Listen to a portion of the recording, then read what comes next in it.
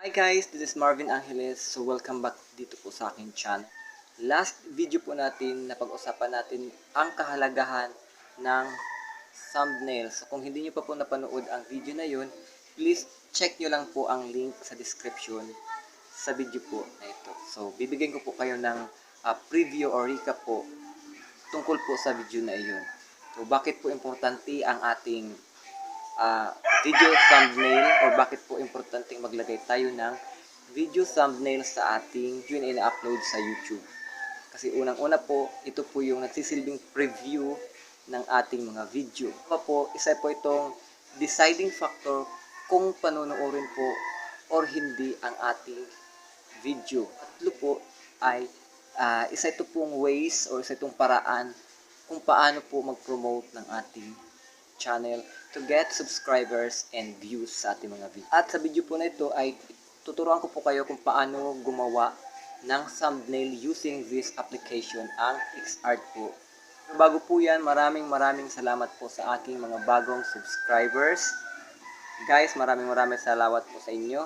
So shout out po kay Baromanic Radio Official, AXMRT Gamer, Fim Hey, Lori Evans Channel, Liza Bondok, Dragon Tamer 114, Hanson Studio, Rip Gaming, Entertainment Video, Aji Show Vlog, Ryan Barrow, Lanshi, Jijupin, Pajar. So ang hirap-hirap pong basahin ng mga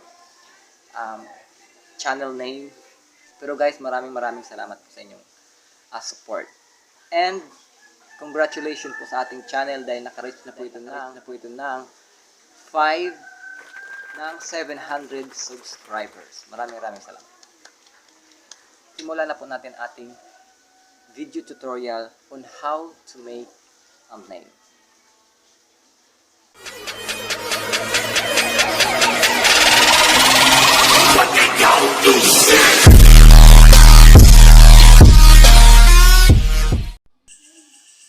So, kailangan lamang po meron kayong application na PICSART and may picture na po kayong naka-ready na.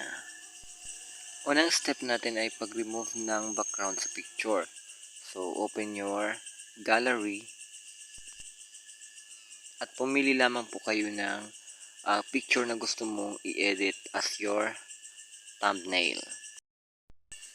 Then, kapag nakapagpili na po kayo ng picture nyo, balik lang po kayo sa application na PICSART. Then, sa baba po, meron dyan na square. Pindutin mo lang po yan. And then, lalabas po dyan yung mga tools. At sa taas po nyan, pindutin mo lang po dyan yung free crops. And then, piliin mo po yung person. So, ayan po, hintayin mo lamang po yan na mag-shade yan na kulay pula na matapos yan. And then, magkakaroon po yan ng black na background. Ayan po. Ibig sabihin po niyan, nakrop na po siya. Then, sa taas po, isave mo lang yan. So, hintayin mo lamang po. So, ayan po, nakasave na po yan. Ayan po yung arrow pababa. Pindutin mo po yan para ma-save na po siya sa iyong gallery. So, ganun lang po, napakadali lang po para gumawa ng iyong sariling thumbnail.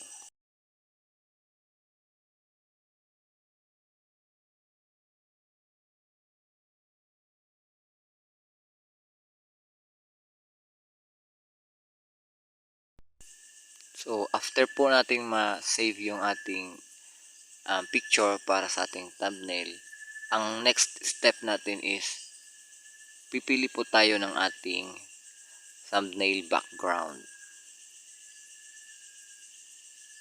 So, ayan po. Hintayin po lang natin yan. Ayan po. Then, scroll down mo lamang po yan. At ayan po, makikita mo dyan yung iba't ibang kulay ng thumbnail background. So, ang paborito ko pong color is color blue. So, yun po ang pipiliin ko. Then, pindutin mo ulit yung tools. Then, crop. At piliin mo po yung 16:9 ratio. Ganun lang po. Yan po. Then, add photo.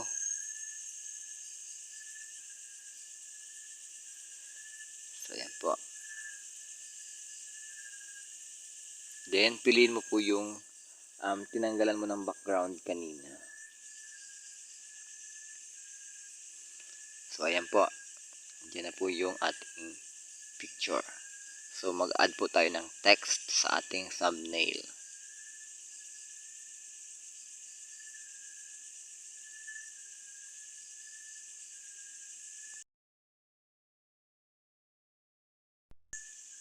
So, ayan po, napakadali lang po ng ating paggawa ng thumbnail dito sa application na PICSART. Dati po hindi ko po alam ang magtanggal ng background ng picture. So, ang mga thumbnail ko dati noon walang ganda. So, at least ngayon nag-improve po.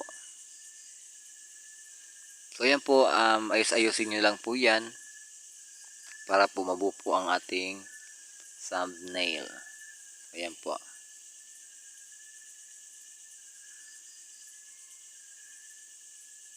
So, napakaganda po na may thumbnail po ang ating video kasi malaki po ang ginagampanan nito para po mag-promote ng ating channel, para po magkaroon tayo ng views and subscribers. So, kaya po talagang pinag-aralan ko po talaga kung paano mapaganda po at ma-improve yung aking thumbnail.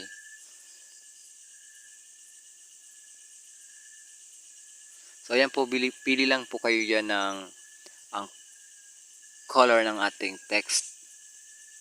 So, marami pong color yan. So, kailangan po, pag pipili tayo ng color, dapat complement po siya sa ating background. So, para po maganda siyang tingnan.